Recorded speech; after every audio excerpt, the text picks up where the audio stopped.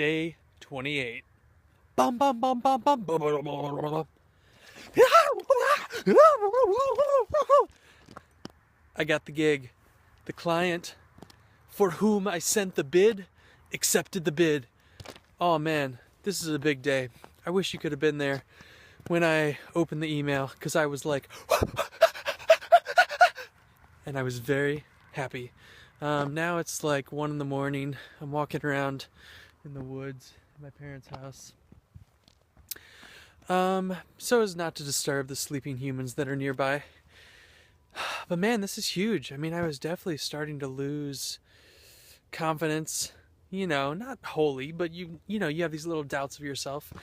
Where I was 3 days in and I was like, man, it is hard to make money. It is hard to get people to just give you money to do something, especially when you need a chunk of money to be able to pay for a rented house in Santa Cruz, California. Not that I'm complaining, I'm just saying I gotta make a chunk of money, and I'm like, man, this is kind of hard. But man, that's good. I mean, the current setup is 20 hours a week. So I'm going to crank on that, and it still leaves room to work on the other projects that I have rolling.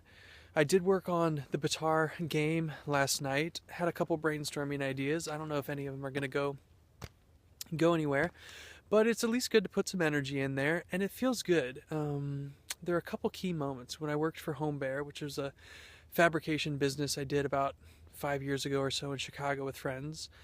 And then when I moved to Kentucky, straight out of college, where it's like I've always felt if I could just have time to work on something I'm passionate about, just to put energy in something, do it well, put my little Jeff touch, whatever that is, on it, then I feel like I can make it.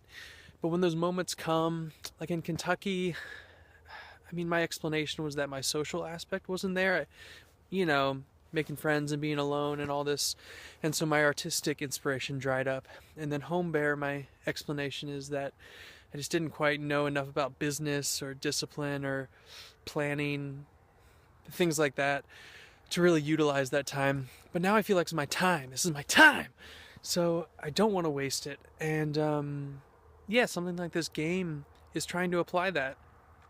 I realized that the game was still in an early phase, and so we needed to stop focusing on code and go back to paper prototypes and just sit down and try and use your creativity, use your intellect, and come up with something. And I came up with a couple ideas. We'll see if they go anywhere.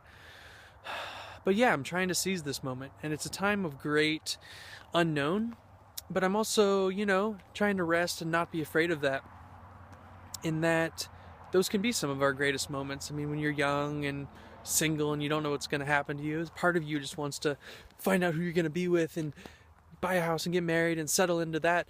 But once you're on the other side of that, you realize that there's a benefit to that earlier time too, a time of unknown. And there are people that have successful businesses that reminisce, oh man, I wish I could go back to the beginning when we weren't making any money and we didn't know if we would ever make any money. And so I don't want to feel anxious to escape this moment, but to be able to be here and embrace it. And so far I'm definitely enjoying it. And I mean, it helps to have landed a job. I feel really grateful and want to do a good job with it. I'm excited to have the opportunity to just push in, do well by this company. And here we go. Let's see what happens.